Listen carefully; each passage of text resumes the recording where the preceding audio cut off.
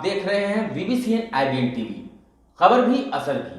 मैं हूं आपके साथ मुस्तफा कमाल। इस वक्त की प्रमुख खबरों के साथ जिला प्रशासन का सकारात्मक पहल। बिहार पंचायत चुनाव के 9वें चरण का मतदान गया के 3 प्रखंडों में संपन्न हुआ। बारागंधार पंचायत के सामुदायिक स्वास्थ्य केंद्र में मतदान केंद्र बनाया गया, जहां मतदान केंद्र को पिंक बूथ बनाया गया था। पिंक बूथ को गुब्बारों से सजाया गया था। जिला प्रशासन के इस पहल में लोगों में अलग उत्साह देखने को मिला।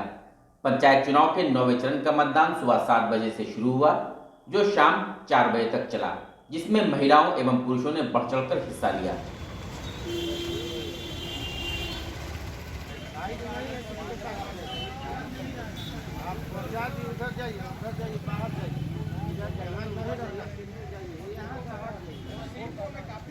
यहाँ से हटिए।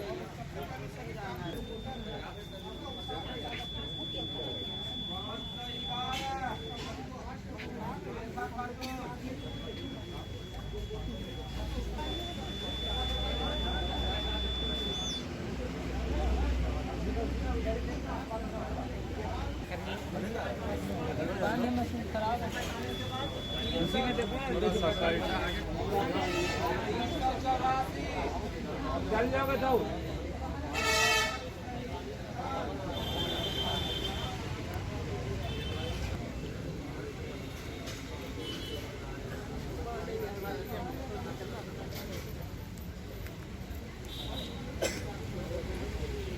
मतदाताओं में पंचायत सरकार गठन का अलग उत्साह था। हम आपको बता दें कि गया जिले के 3 प्रखंडों में मतदान किया गया, जिसमें नगर प्रखंड, परैया और मानपुर प्रखंड में शांतिपूर्ण रूप से मतदान हुआ, जहां कुल 35 पंचायतों में लगभग 4000 विभिन्न पदों के लिए प्रत्याशी मैदान में थे। शांतिपूर्ण और निष्पक्ष चुनाव के लिए जिला पुलिस के अलावा अर्धसैनिक बलों की तैनाती भी की गई थी और जगह जगह पर अधिकारी खुद मतदान केंद्र का जायजा ले रहे थे।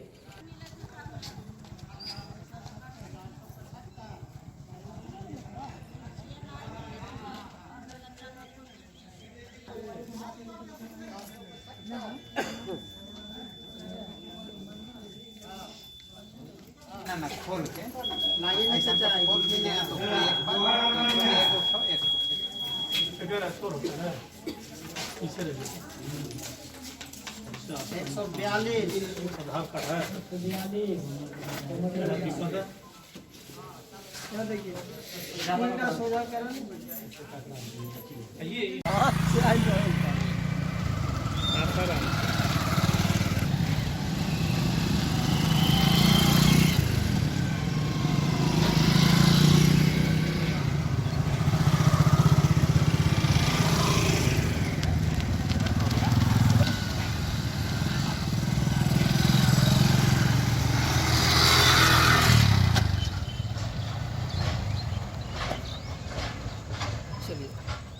बिहार विधानसभा शीत सत्र आज से शुरू हो चुका है। नीति आयोग की रिपोर्ट और शराबबंदी से लेकर अपराध तक पर सियासी संग्राम की संभावना है। जनता दल यू के वरिष्ठ नेता डॉक्टर चंदन कुमार यादव ने बयान जारी कर कहा है कि विपक्ष सदन की गरिमा को बनाए रखने में सहयोग करे। बिहार विधान मंडल का सत्र बिहार के विकास के लिए होता है। बिहार विधान मंडल दल में विकास पर चर्चाएं होनी चाहिए, न कि राजनीतिक द्वेष भावनाओं से सदन की गरिमा तार तार हो। चंदन कुमार यादव ने नेता प्रतिपक्ष तेजस्वी यादव से अपील की है कि स्वच्छ वातावरण में विधानमंडल दल में चर्चाएं हों। विपक्ष के सवालों के जवाब के लिए सरकार तैयार है और बिहार विकास में आने वाले सभी सुझावों का भी सरकार ख्याल रखेगी। बिहार में विपक्ष का काम सिर्फ हंगामा करना नहीं है, सदन की गरिमा को तार तार करना नहीं है। हम बिहार के नेता प्रतिपक्ष तेजस्वी यादव जी से निवेदन करते हैं कि सदन की गरिमा बनाए रखने में अपना सहयोग करें, क्योंकि ये मूल माध्यम है बिहार के विकास के लिए। आप स्वच्छ वातावरण में तर्क करें, आप सवाल करें, उसके जवाब के लिए सरकार पूर्ण रूप से तैयार है, क्योंकि बिहार की सरकार आदरणीय नेता नीतीश कुमार जी के नेतृत्व में बिहार के विकास के लिए काम कर रही है, बिहार के लिए काम कर रही है। और ये विकास का जो मूल माध्यम है वो सदन है। तो इस सदन की गरिमा को बनाए रखने में हम निवेदन करते हैं कि तेजस्वी यादव जी योगदान करें, और उनका ये योगदान बिहार के विकास के लिए ही होगा, क्योंकि वो भी अगर बिहार के विकास को पसंद करते हैं तो सदन में स्वच्छ वातावरण में चर्चा करें, और जो भी उनका सुझाव होगा उसको भी सरकार ख्याल रखेगी, और उनके सवाल के जवाब के लिए पूर्ण रूप से सरकार तैयार भी है। पंचायत चुनाव के 9वें चरण के मतदान में मतदाताओं में खासा उत्साह देखने को मिला। गया के मानपुर प्रखंड के सुहैबपुर पंचायत के श्रीरामपुर गांव में मतदान केंद्र पर महिला एवं पुरुष मतदाताओं ने लाइन लगाकर अपनी बारी का इंतजार कर वोट दिया। वहीं मतदान केंद्र पर 80 वर्षीय बुजुर्ग ने भी अपने मत का प्रयोग किया। 80 वर्षीय बुजुर्ग मेहराज पासवान अपने छोटे बेटे के साथ मतदान करने के लिए पहुंचे थे। उन्होंने बताया कि गांव में अच्छे मुखिया जीते जो हम लोगों के लिए काम करें, इसके लिए हम लोग वोट करने के लिए आए हैं। इसके पहले भी कई बार हम लोगों ने मतदान किया है। इस बार पंचायत चुनाव में ईवीएम से वोट किया गया, जो अच्छा अनुभव है।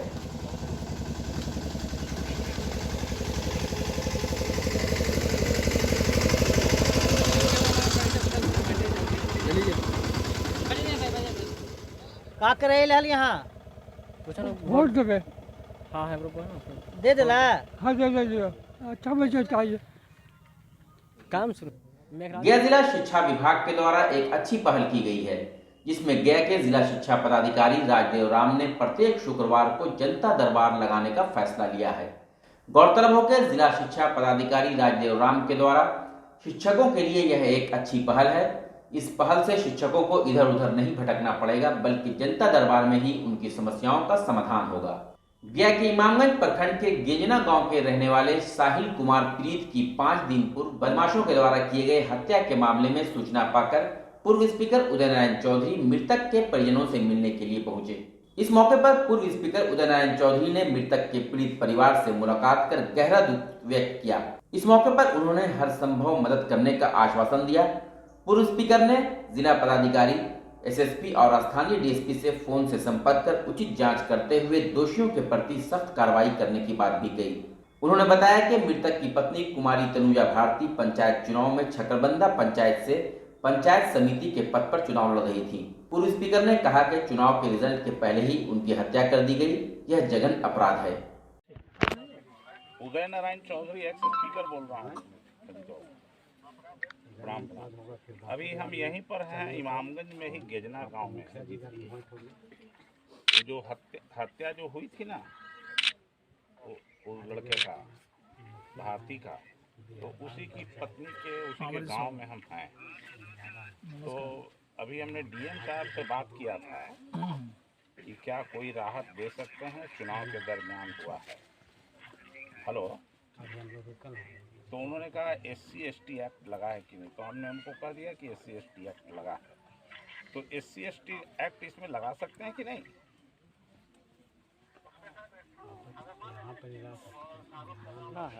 मैं अभी गेजना गांव में आया हूं। चुनाव के पहले जो हत्या की गई है, यहाँ एक नौजवान लड़का जो क्या मुनि है, साहिल भारती की, उसकी पत्नी चुनाव लड़ रही थी।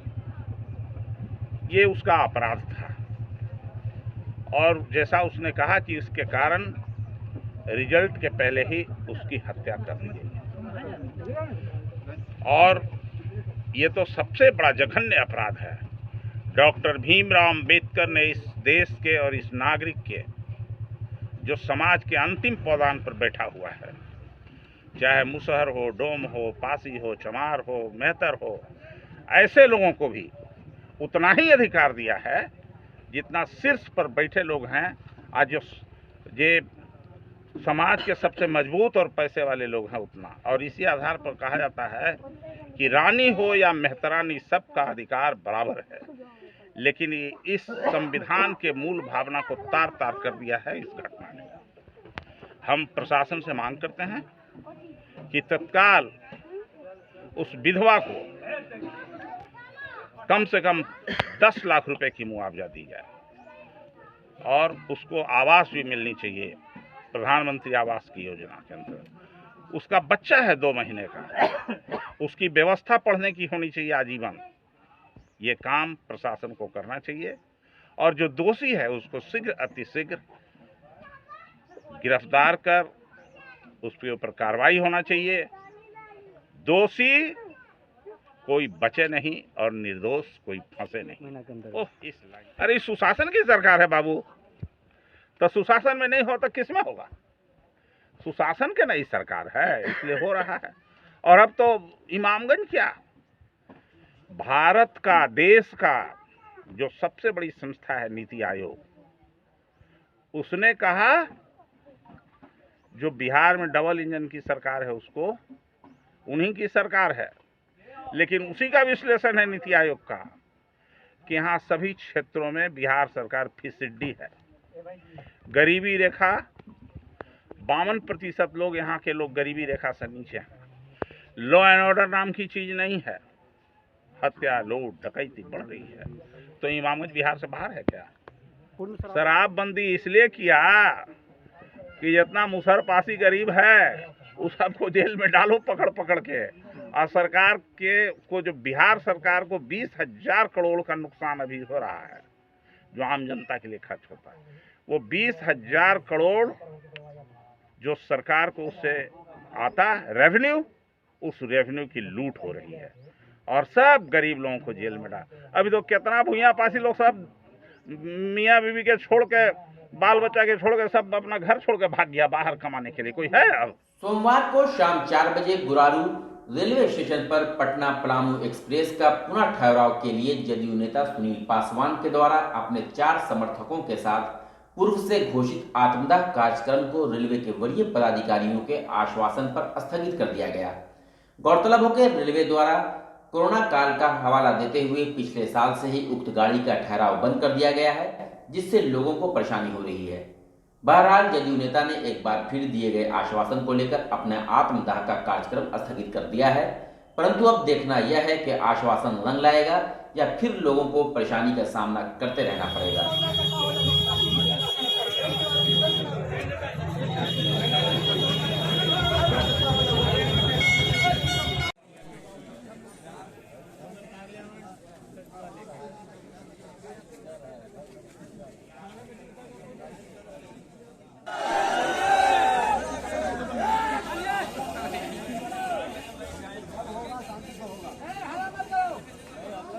समय के अनुसार समाप्त हो गया है। तत्कालीन लोग जो है हमको जलने से माना किए, लोग घेरे में रखे। डीसीएम साहब ने बोले हैं कि 2 से 3 दिन के अंदर में अगर नहीं रुकेगा तो इसका जिम्मेवारी हम हैं और जो इच्छा हो आपका कुछ कीजिएगा। कोई नाजायज डिमांड नहीं है, ये हम लोग जो पुराना डिमांड है उसको हम लोग पूरा करने के लिए इस रोड पर आए हैं। और अभी तक सबसे बड़ी बात है कि इतना बड़ा सब जगह ये अपना कागज दे चुके हैं, अभी तो कोई बात करने के लिए नहीं आया है। ये तो हम लोग की बहुत बड़ी तौहीनी है कि कोई बात करने के लिए कोई पदाधिकारी अभी तक नहीं आया। बताइए, तो आप देख रहे हैं कि सारे कोई खाली पुलिस लोग खाली रोकने के लिए आए हैं, ये लोग कोई बात थोड़े करने के लिए आए हैं, कोई बात नहीं करने के लिए आए हैं, खाली रोकने के लिए आए हैं। इन लोग बात होनी चाहिए, क्या होना चाहिए, क्या आपको डीआरएम सब क्या कर रहे हैं, रेल मंत्रालय क्या कर रहा है, बात होनी चाहिए था ना। हम लोग अवगत होंगे तो ना आंदोलन स्थगित करेंगे। कोई हम लोग पता नहीं है कि क्या हो रहा है, रुक रहा है नहीं रुक रहा है, कागज आगे बढ़ा है नहीं बढ़ा है, क्या बढ़ा है, कुछ पता नहीं है हम लोग को। इससे पहले आंदोलन हुआ था तो वो 25 दिन हम लोग को टाइम दीजिए, 25 दिन के बाद ट्रेन रुकेगी, लेकिन 25 दिन कहने खत्म हो गया, 2 महीना हो गया और अभी तक कोई अता पता नहीं है। 3 महीना हो गया, अभी तक कोई इन्फॉर्मेशन हम लोग को मिला है कि हाँ हम कागज आपको बढ़ा दिए हैं, डीआरएम क्या चल गया है या रेल मंत्रालय क्या चल गया है या कहूँ चल गया है, कोई खबर नहीं है। हम लोग अभी एकदम साधारण प्रदर्शन कर रहे हैं। अगर कोई बात नहीं होती है, कोई कुछ नहीं बोलता है तो फिर उग्र प्रदर्शन करना पड़ेगा ना हम लोग को। हम लोग लिख करके दिए हुए हैं, रेल प्रशासन दिए हुए हैं हेडक्वार्टर को, जोनल ऑफिस को स्टॉपेज बहाल करने के लिए। वहाँ से भी जब तक ऑर्डर नहीं आता है तब तक के लिए थोड़ा इंतजार करना पड़ेगा, शांतिपूर्ण ढंग से सहयोग करें रेल को, स्टॉपेज होगा। यही चीज़ हम बोलेंगे। हम अलग से, हमारा उतना पावर तो है नहीं कि हम ट्रेन का स्टॉपेज बहाल कर सकते हैं। मेरा नाम SK सिंह है, SS गुरारू। सड़क दुर्घटना में दूल्हा के पिता की मौत के बाद परिवार में मातम छा गया। हालांकि लोगों की पहल और मान मनोबल के बाद शादी संपन्न कराई गई। गौरतलब हो कि रविवार को देर रात गुरारू थाना क्षेत्र के स्टेट हाईवे पर मिर्दातपुर मोड़ के समीप धनबाद स्थित गोविंदपुर से गुरारू प्रखंड के घटेरा गांव आ रही बारात पार्टी की सुमो गोल्ड गाड़ी मिर्दातपुर रोड से स्टेट हाईवे पर चढ़ रही हार्वेस्टर से टकरा गई। टक्कर इतना जबरदस्त था कि गाड़ी पर सवार दूल्हा के पिता किशोर विश्वकर्मा की घटनास्थल पर मौत हो गई, जबकि 3 बाराती भी इसमें घायल हो गए। सूचना मिलते ही गुरारू थाना अध्यक्ष अजय कुमार सिंह दलबल सहित घटनास्थल पर पहुंचे और ग्रामीणों के सहयोग से घायलों को इलाज के लिए पीएचसी गुरारू और मृतकों को पोस्टमार्टम के लिए अनोगरा नारायण मगध मेडिकल भेजा। अखिल भारतीय कांग्रेस कमेटी के सदस्य विजय कुमार मिट्ठू ने कहा है कि अभी तक संपूर्ण देश के सभी धार्मिक संस्थान जैसे मंदिर, मस्जिद, गिरजाघर, गुरुद्वारा आदि की आमदनी से सरकार किसी प्रकार का टैक्स नहीं लेती थी, जबकि इनमें से कई धार्मिक स्थल अपनी आमदनी को शिक्षा एवं स्वास्थ्य के क्षेत्र में योगदान देते हुए स्कूल, कॉलेज, अस्पताल आदि खोलकर निःशुल्क सेवा दे रहे हैं। मौके पर उपस्थित नेताओं ने कहा कि सरकार राज्य के मंदिरों की आमदनी में से 4% टैक्स लेने के बजाय उन्हें यह निर्देश देती कि मंदिर के मेंटेनेंस के बाद बची राशि को शिक्षा एवं स्वास्थ्य के क्षेत्र में खर्चा किया जाए। धार्मिक न्यास बोर्ड के इस तुगलकी फरमान से हिंदू धर्मावलंबियों में भयानक रोष है। नीतीश सरकार शिक्षा और यातायात में सुधार की बातें करती है। सरकार तो यह भी दम भरती है कि बिहार के किसी भी जिले से 5 घंटे में राजधानी पटना पहुंचा जा सकता है, लेकिन बंद कमरे में बैठकर आदेश जारी करना और उक्त आदेश को क्रियान्वित करना दोनों अलग अलग बातें हैं। हम आपको बता रहे हैं गया जिले का हाल, जहां सड़कों पर गाड़ियों तो छोड़ दीजिए, व्यक्ति भी उस जाम से अकेले नहीं निकल सकता। हद तो तब हो जाती है जब इसी इलाके में तमाम आला अधिकारियों के आवास हैं और उनके आवास पर चमचमाते सितारों में सुरक्षाकर्मी शोभा बढ़ाते हैं। जी हां, गया के मिर्जा गालिब कॉलेज मोड़ से लेकर गया के एकमात्र फ्लाईओवर के दोनों छोर पर और कटारी हिल रोड प्रतिदिन जाम लगा रहता है। आम नागरिकों को 3-3 घंटे इस जाम में रहना पड़ता है। यातायात व्यवस्था की बात की जाए तो दूर दूर तक कोई भी ट्रैफिक पुलिस नजर नहीं आएंगे। हाल से बेहाल लोग कशमकश इस जाम से निजात पाते हैं। अब देखना यह होगा कि इस खबर के बाद जिला प्रशासन और ट्रैफिक अधिकारी संज्ञान लेते हैं या फिर लोगों को इस जाम के साथ ही रहना पड़ेगा।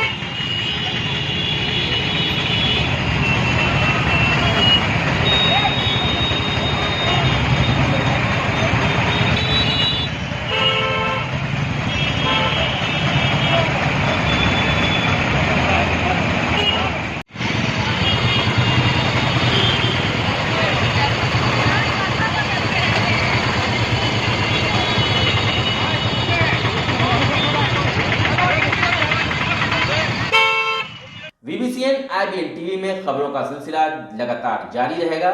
तब तक के लिए हमें और VBCN IBN टीम को दीजिए इजाजत। नमस्कार।